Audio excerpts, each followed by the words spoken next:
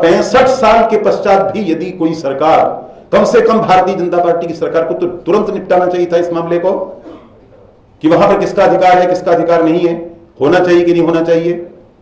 Archaeological department ये तय नहीं करेगा कि तीर्थ कौन है, तीर्थ स्थान कौन है, कहां जाना चाहिए कहां नहीं जाना चाहिए, कहां जाने का हमारा अधिकार है कहां जाने का हमारा अधिकार नहीं है।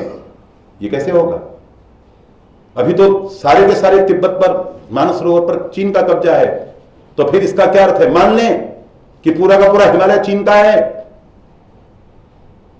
घाटी, यदि आप यही मानेंगे तब तो फिर कश्मीर में प्रवेश ही नहीं कर सकते। कश्मीर में प्रवेश करने का कोई अधिकार नहीं हमको। जब जब अमरनाथ की यात्राएं होती हैं वहां पर तो बारूद बिछाई जाती है, उनके बारे में रोड़े अटकाए जाते हैं, और हम ख्वाजा की दरगाह में आने वालों के पैरों में गुलाब की कलियां, रेड कारपेट बिछाते हैं। सारे पाकिस्तान के लोग आते रहे और हम उनको चिकन बिरयानी खिला करके ख्वाजा की जियारत करवाएं, ये दायित्व तो हमारा। और हमारे तीर्थों में हम पर लाठियां बरसाई जाएं, ये दायित्व तुम्हारा। तो ये कर्तव्य पालन जो है ना, ये दिग्विजय सिंह जी महाराज करते तो अच्छा था ना, लेकिन चौहान साहब किस खुशी में कर रहे हैं और डांडिया सम्राट किस खुशी में कर रहे हैं? उद्योग मंत्री का दायित्व नहीं है ये। तो अपने कल कारखाने संभालो ना, नोट गिनो, जितना कमा सकते हो कमाओ। यहां 10,000 व्यक्तियों के का जोड़ों का डांडिया, ये उद्योग मंत्री महोदय ने जो ये डांडिया क्रांति देश में की है, मध्य प्रदेश में बहुत अच्छा काम किया कि वो गुजरात से उठा लाए डांडिया को। तो कम से कम वो म्यूजियम से उठा करके हमारी सरस्वती माता को न ला सकें तो कम से कम लाठियां तो न भाजें, षड्यंत्र के जाल तो नहीं बिछाएं। बहुत बड़ा अपराध है। और पूरे के पूरे कुंभ में जाकर उन्होंने गलत बयानी की है, संतों के प्रमाण हैं, उन्होंने जाकर क्या क्या कहा है। तो अब माहौल बहुत अच्छे ढंग से निपट गया, बहुत बढ़िया ढंग से, तो अपनी पीठ स्वयं ठोक ठाक करके बहुत अच्छे ढंग से हमने सारा काम निपटा लिया। अब आगे का क्या विचार है आपका? ये देशभक्त लोग जेलों में पड़े रहेंगे, ये राजद्रोही हैं। अनुराधा शंकर जी कहती हैं कि इनके ऊपर राजद्रोह का केस बनना चाहिए। क्या किया इन्होंने? संसद पर, पार्लियामेंट पर हमला किया इन्होंने, भोपाल पर सचिवालय पर हमला किया इन्होंने। क्या किया? एक रेलवे स्टेशन के ऊपर अपनी बेवकूफी के कारण यदि कोई 2 बच्चे मर गए, हमको बहुत भयंकर दुख है, तो आप पूरे स्टेशन को जला देंगे? कौन कर रहा है ये काम? पूरे के पूरे उत्तर प्रदेश को पाकिस्तान बना दिया गया है। रहेंगे कहां भविष्य में? ये प्रेस क्लब, यहां पर हम लोग बातचीत, जिसको उर्दू में कहते हैं तबादला ख्याल, हम जो कर रहे हैं, कर पाएंगे?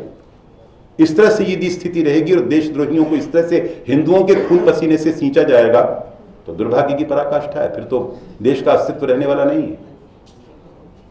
आचार्य जी, आपने उसके पश्चात मैं 9 तारीख तक प्रतीक्षा करूंगा। उसके पश्चात मैं जानना चाह रहा हूं आपसे कि क्या प्रतिक्रिया होगी, और दूसरा इससे नहीं, उसके बाद मैं क्या करूंगा ये समय बताऊंगा ना। जितने बार भी आप लोगों से बातचीत करने का अवसर मिले उतना ही अच्छा है।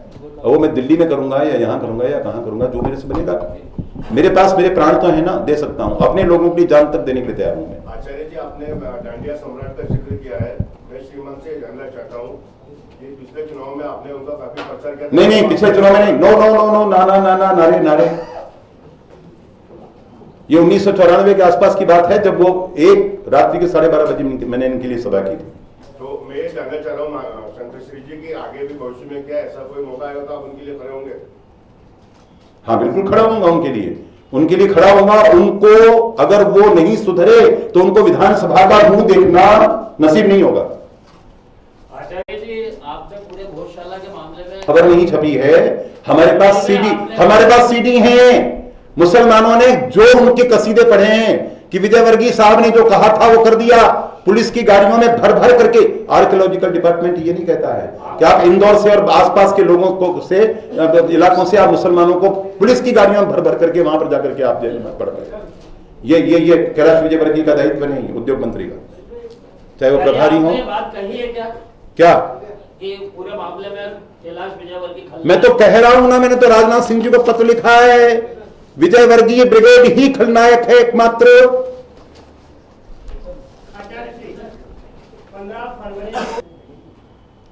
संसार में जहां जहां जो हो रहा है वो सब यानी कोई भी भीड़ में किसी प्रकार का भी असामाजिक तत्व, वो कोई एक्टिविस्ट हैं हमारे आंदोलनकारियों ने किया है काम भीड़ में कभी, और वो भीड़ में करने वाला व्यक्ति हिंदू ही था, इसका क्या प्रमाण है?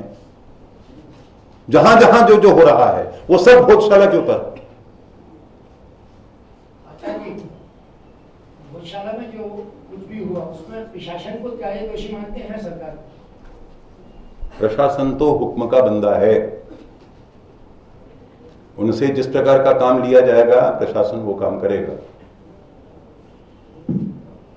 शासन की इच्छा के बिना प्रशासन काम नहीं करता।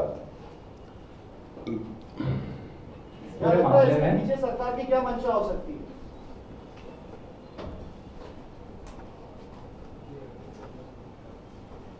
मुस्लिम शरणम गच्छामि, मौलवी शरणम गच्छामि, मुल्ला शरणम गच्छामि। इस पूरे मामले में मुख्यमंत्री जी से आपका कभी संवाद नहीं हुआ? मेरा तो आपसे संवाद हो रहा है और आपके जरिए सारे देश से संवाद हो रहा है। मुख्यमंत्री जी से कभी मेरी पर्सनल कभी कोई जान पहचान कभी रही नहीं। मैं दूर दूर से उनको शुभकामनाएं अपने मन में ही प्रेषित करता रहा, क्योंकि उन्होंने जो भूमिका वहाँ संसद में अपनी निभाई थी उससे मुझे आशा हुई थी कि चौहान आ गए हैं, सम्राट पृथ्वीराज चौहान के रक्त जिनकी धमनियों में दौड़ रहा है, तो जरूर कुछ न कुछ चमत्कार होगा। तो चमत्कार इस रूप में हुआ, इसकी कल्पना मैंने नहीं की थी, तो अब मैं क्या संवाद करूं? आचार्य जी, बसंत पंचमी के बाद जिस कैलाश विजयवर्गीय को भी आप विलन बता रहे हैं इस पूरे घटनाक्रम के लिए, उनका भी बयान आया था कि जो कुछ हुआ वो गलत हुआ है, प्रशासन को ऐसा नहीं करना चाहिए था। यानी वो अपना टोकरा जो है भांडा वो प्रशासन के सिर पर फोड़ रहे हैं, तो प्रशासन कहां से आया? और जिस व्यक्ति की, उद्योग मंत्री की, कैबिनेट मंत्री की अपने क्षेत्र में अपने प्रशासन पर इतनी भी पकड़ नहीं, उसको तो इस्तीफा दे देना चाहिए ना, अगर कहीं थोड़ी बहुत शर्म हो तो। लाल बहादुर जी शास्त्री के कारण ट्रेन नहीं, एक्सीडेंट नहीं हुआ था जब वो रेल मंत्री थे, उनके रेल मंत्री का काल में एक्सीडेंट हुआ और उन्होंने तुरंत इस्तीफा दे दिया। ये नैतिकता कब सीखेंगे? त्वदीया कार्य तथा कटियम। आचार्य जी, ये बताएं कि ये नमाज हुई थी कि नहीं हुई थी? इस पे भी एक बहुत बड़ा विरोधाभास है, तो उस दिन नमाज हुई थी या नहीं हुई थी, आप बताएंगे? मुझे क्या लेना देना है? मुझे तो ये इतना मैं जानता हूं कि सरस्वती मंदिर के इर्द गिर्द 100 गज के घेरे में किसी प्रकार का कोई मकबरा, कोई मस्जिद या कोई कब्र नहीं होनी चाहिए। सरस्वती मंदिर के एक फरलांग के चारों तरफ नमाज हुई कि नहीं हुई? अब मुझे क्या मालूम हुई या नहीं हुई? हुई तो बहुत गलत बात है। और दूसरा ये, इसका चुनाव पर क्या प्रभाव पड़ेगा आने वाले चुनाव में? हे भगवान, बहुत बढ़िया, ऊपर से देवता पुष्पवृष्टि करेंगे और गंधर्व जो है वो गान करेंगे, अप्सराएं फूल बरसाएंगी और कैलाश विजयवर्गीय जो है वो अपने संपूर्ण डांडिया मंडल के साथ गोलोक धाम में जो है सीधे सदैव प्रवेश करेंगे। आचार्य जी, कैलाश विजयवर्गीय जी ने कहा था कि आचार्य जी को गलत तरीके से जानकारी पेश की गई थी, इसलिए वो तो सही तरीके से जानकारी दीजिए ना। क्या सही तरीके से जानकारी है?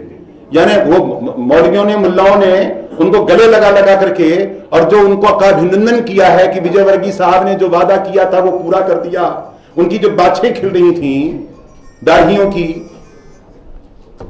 एक एक दाढ़ी का एक एक बाल जो है वो खिल रहा था बिल्कुल। और क्या सही जानकारी आ जाइए ना, प्रेस क्लब में आइए, पधारिए और कहिए कि मैं जो है वो अपने गुनाह कबूल कर रहा हूं और अपने द्वारा जो कुछ हुआ प्रशासन पर मेरी पकड़ नहीं है तो अपनी नालायकी का इस्तीफा देता हूं। आचार्य जी, ये धार मामला जो है,